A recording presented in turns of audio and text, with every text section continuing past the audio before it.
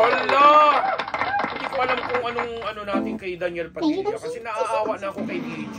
Kasi lahat na lang yata ng mga ginagawa niya ngayon, pinupuna ng mga netizen, nandiyan dyan yung di umano'y hindi na siya pinapansin ng mga kaibigan nila, common friends nila ni Catherine. Nandiyan dyan yung issue na nagpagupit siya sa bagong taon, nagpapapansin, nagmukha siyang tomboy. Alam mo, magkapareho sila ng gupit ni Carla Estrada, ha? Naano ako doon. Kaya lang, ito na nga, nitong nakaraang mga araw, particular nung ikinasal si Robbie Domingo at saka yung kanyang girlfriend na si Mikey Pineda sa isang lugar sa Bulacan.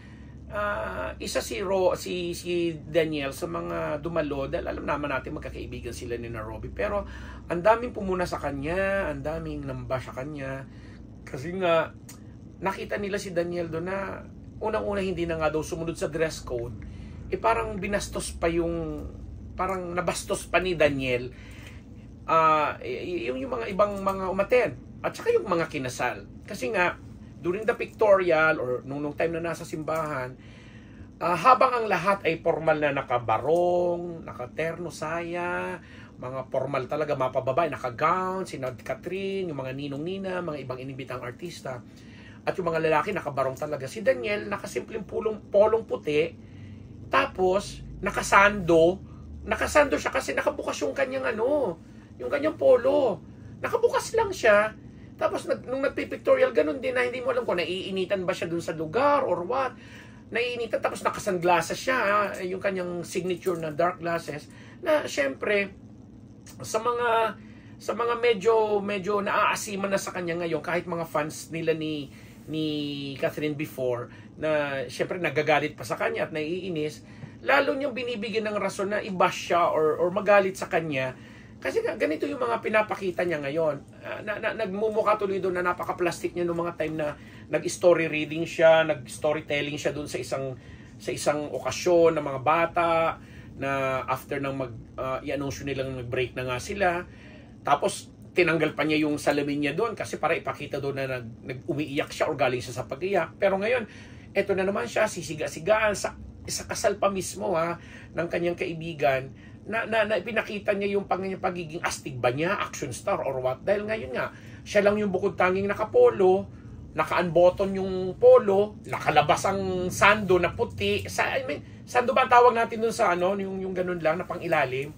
Tapos yung smile dun, ay nako, DJ, hindi ko alam kung nagpapauso ka ba or nagpapapansin or what, pero nakakalungkot lang na kasi kung ito yung paraan mo ng pag-move on sa naging issue ninyo ni Catherine, sana tinitingnan mo lang din si Catherine kasi kita mo si Kath na nakasama mo doon, hindi ka naman niya ini-snub, although syempre may mga moment na pag may mga private, sa tingin natin private event yun so hindi naman siya umaarte doon, unlike doon nandun kayo sa okasyon ng Christmas party or whatever na may mga camera, so talagang papakita siguro ni Catherine doon yung nagpo-portray lang siya ng kanyang papel. Pero dito, kahit paano makikita niya na may pagpapahalaga pa din siya sa'yo, na doon sa isang video na napanood ko, parang inaaya pa niya si Daniel na sumakay na doon sa sasakyan kasi nagkakagulo na nga yung mga fans sa labas na nakikiusosyo doon sa naging kasalan.